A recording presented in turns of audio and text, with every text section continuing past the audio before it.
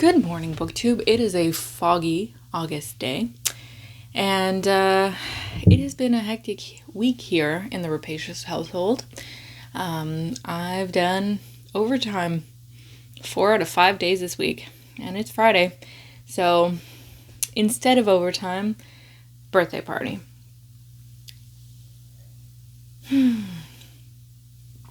It is before 7 a.m. right now.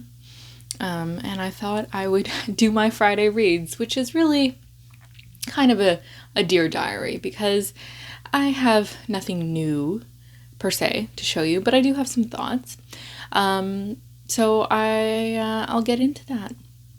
So I finished The Witcher last week, or on Sunday, amidst sunshine in my beautiful egg chair in my backyard. And it was even sunny because it has been a very rainy summer season. But last night I dipped back into Alexander McCall Smith's In a Time of Distance, and I've had some rethinking. So last time I was going on about how it was terrible and I hated all poetry in the 21st century. This time I have some specific things that I don't like, and I have some specific things that I do like. So what I don't like is his book on saints. He's like, for those who believe, blah, blah, blah. So he's writing kind of as somebody who doesn't believe about a thing of faith, which is disingenuous. And I find that poetry is usually better reading when the person writing it is inflamed, whether with tuberculosis or passions. Your choice. And then the other thing that he that I didn't like of his, besides the saints, was his sonnets. Again, a lack of passion behind them. So they came off more as writing exercises than they did poems. But when he's writing about Scotland, he's moving. And I just read the last section, so I'm not done. I have a middle section in between the last section to read still.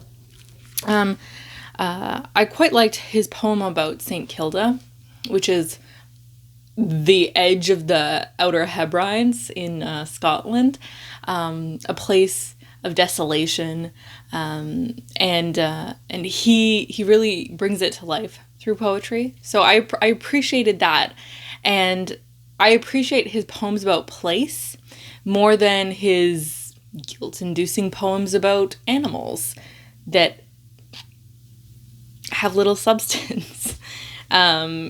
Sometimes with his poetry, I feel like it's like, this is what I ought to be writing about, or this is the form I ought to have. And it doesn't always turn out the best. And then my final thought on him was that poetry collections almost should be viewed as a whole. You shouldn't extract the poem from the collection, but you should view it in the greater context of the collection.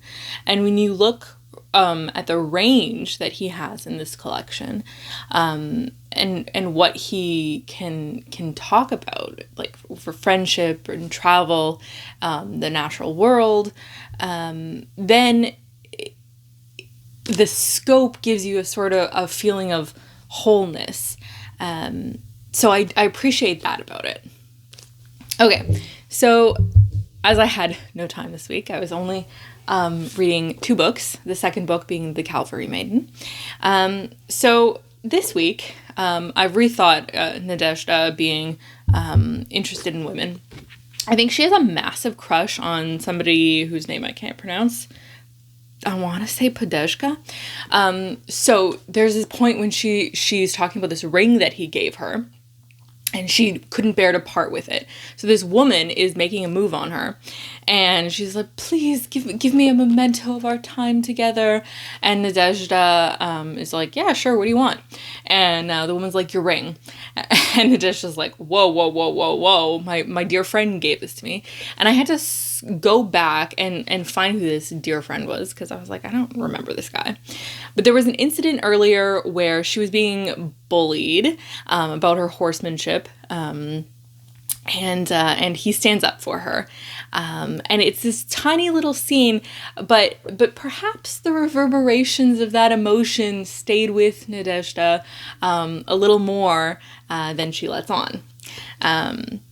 So that happened, and then Smolensk happened.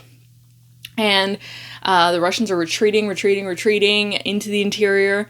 And it's interesting seeing it from a soldier's perspective, because Nadezhda doesn't have the perspective of why they're retreating or what the purpose is. But as a brave Russian soldier, she can only believe the best, especially of her emperor. You can't think negatively of the emperor. So she's like, oh, we're tricking the French. Like, little do they know, but she doesn't know. So it's interesting seeing that. And she was sent home by Kutuzov himself, because now my boyfriend doesn't believe me, but she got a cannonball to the leg and was contused. And he says that the only way, if you got hit with a cannonball, your leg would fall off. And I was like, yeah, but there were some slow-moving bullets in an earlier chapter that hit her in the head, and she turned out just fine. And he thinks that Nadezhda is a bit of a tall tale teller, rather like myself. Life is only so exciting. And sometimes the narrative needs a little zhuzh, and it is incumbent upon us as storytellers to interest the reader. And I say, a zhuzh is sometimes necessary. And as a result, my family has a name for tall tales. They call them Rebecca stories. And it is an honor to wear this badge. Yes.